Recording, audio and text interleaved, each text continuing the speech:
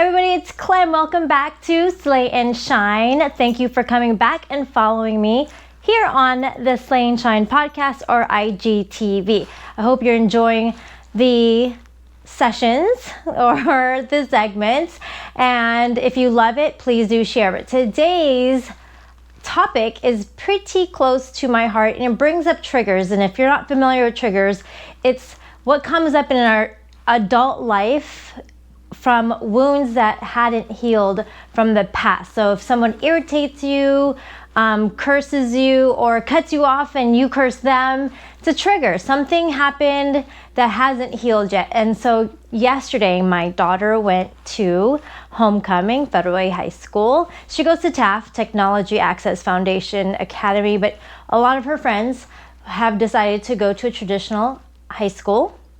So she feels a little out of place or left out or different. And so she really tries to hone in on those relationships that she had before and stay connected. So I really am happy for her on that. So yesterday she had a makeup artist at my house. They were doing their makeup in my room and she looked so pretty. At the end, I was very flattered, but I wish I had changed my reply. And what she asked me was, do you think it looks good? Do you think I look good? And I thought, yes. She had her big eyelashes on, her hair, her dress, her shoes, everything was like so nice and grown up. She's 16 years old and you can't even tell, right? So she looked beautiful. But as I was journaling last night, what I wish I would have said instead was, well, I know what I think, but what do you think? Because really, that's what matters. And as I was journaling, I had to think about why was that so important? And I had a couple of triggers this past week. Someone on my Facebook who is, I think, a stylist, and she posted a picture of a model wearing an outfit that she disapproved of.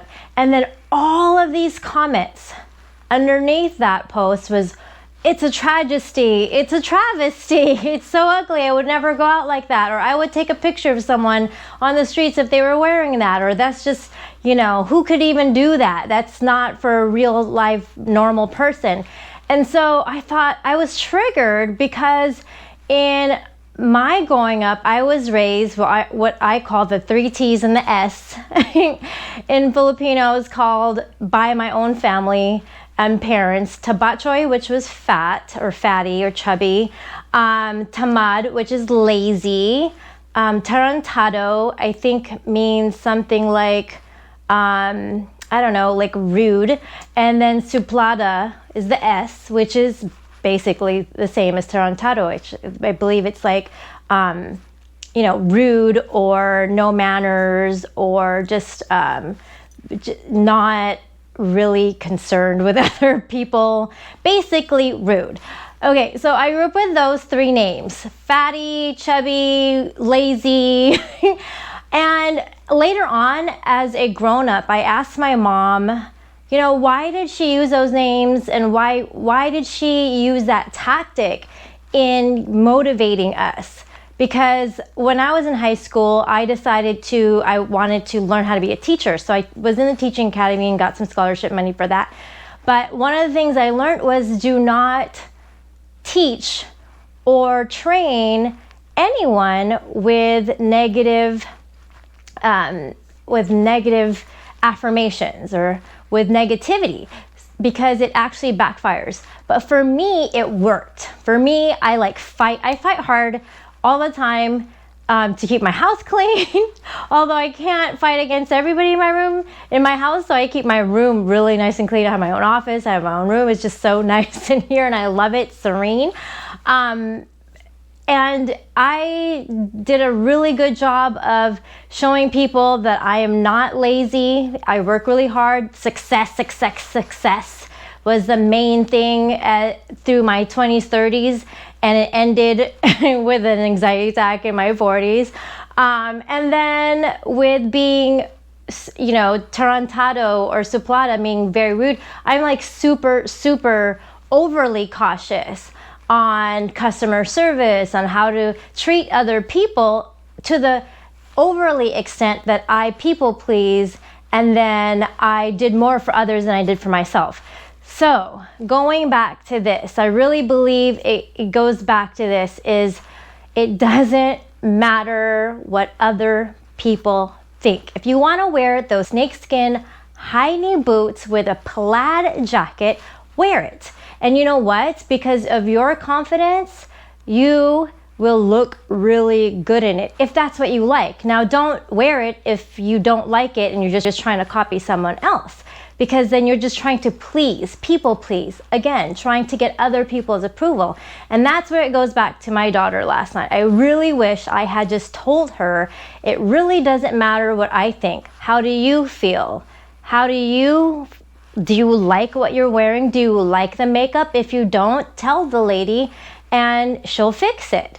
But all of the answers, all of your desires, all of your creativity, all the things that make you who you are authentically is inside. And if we could just sit and listen and not try to take cues from this person and that coach and that professional that says it's supposed to be that way. And what I was seeing again online was, you have to do it this way, in this manner, because then you'll get the romance you want, the money you want, the job you want, all this, right? If you do this way, in the manner that we say as a society is the right way, then you'll get what you want. But here's the trick, and this is what I found now in my 40s, is when I was people pleasing and doing everything that everybody else wanted, I end up getting the people I didn't want and having the life I didn't want. I thought I want, but I didn't, because it wasn't authentic to me. It wasn't really me. So here's the trick. If you dress how you want, guess what? The person who appreciates you will be attracted to you. And what ends up happening is that you won't have to be unfulfilled, unsatisfied, or hollow because you're with the wrong person, right? They'll be actually appreciating the real you, because eventually the walls and the mask is gonna come down after so many years, and you're gonna be left 20 years later with this person who originally loved the person that they saw in the beginning. Or you'll be in a job that you were like, I was supposed to be a doctor. And then later on, you're like, oh my God, I only did this because the money was good. My parents said this was the right way, or all my friends were doing it. And then you're like, I'm unhappy. So the purpose of this is, one, I wish I told my daughter, what do you think? What do you like? How do you feel? And the only person that you have to impress is yourself. And guess what happens? Is when you impress yourself, you will impress other people. And not just other people, but the right people. Because you don't want to live life with the wrong people. So that's one. And then two, just really focus on listening, being quiet, and cutting out the noise from other people. Their opinions don't matter.